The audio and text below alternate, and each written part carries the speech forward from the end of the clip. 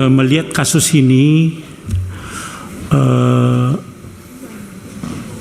memang baru hari ini saya ikut dengan tadi pagi barusan melihat kasus ini, dari Ibu Nabila ini tidak bisa dipidana. Memang saya tidak ngerti Bareskrim ini kenapa sih polisi suka sekali tersangkakan orang yang jadi korban. Tapi syukur alhamdulillah tadi malam sudah ada kesepakatan, yang disampaikan tadi kesimpulan itu pasal 36 KUHP harus diperhatikan itu.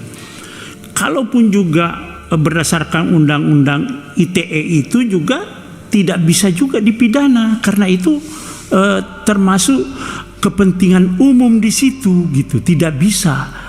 Oleh karena itu saya sangat setuju bahwa kasus ini harus dihentikan, di SP3-kan kepada Ibu Nabila sebagai tersangka dalam kasus ini gitu.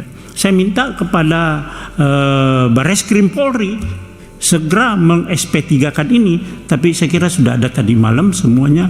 Dan saya minta Polri seluruh Indonesia, mulai dari Bareskrim, Polda, Polres, tidak ada lagi yang terjadi seperti ini. Kenapa mencari-cari salah orang gitu loh. Saya minta Polri ini sudah lebih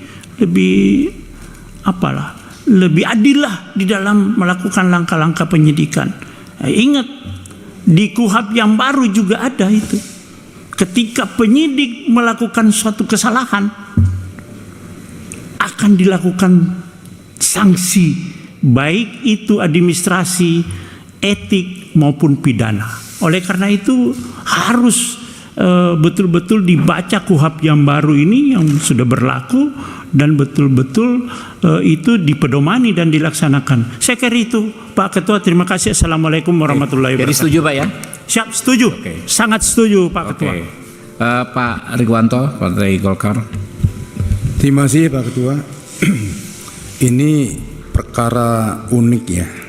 Kalau dulu itu jelas praduga tak bersalah itu diterapkan kepada setiap orang yang dikenakan status tersangka atau dituduhkan, ya, supaya hak-haknya masih pulih sebelum pengadilan memberikan keputusan dia dinyatakan bersalah dan mempunyai kekuatan hukum tetap. Jadi praduga tak bersalah itu mencakup hak-hak administratif ya. Pada intinya dia masih punya upaya-upaya hukum, didampingi pengacara, kemudian juga saya salah apa, saya harus diperiksa seperti apa, tuduhannya apa. Kalau berkaitan dengan pemberitaan dia itu belum pantas dipersalahkan, kemudian dia berbalik pencemaran nama baik itu ya, yang menuduh dia bersalah melakukan suatu perbuatan, ini presiden buruk bagi perkembangan hukum di Indonesia. Bayangkan ya. Jadi di kampung kita itu ada keamanan setempat. Keamanan setempat itu salah satunya adalah membuat jaringan CCTV di kompleks Bruna, rumah pribadi. Nah, mereka pastinya ingin mengetahui apakah nanti ada pencurian di sini atau pencurian itu bisa tertangkap nggak dengan saya pasang CCTV, kami pasang CCTV. Ya.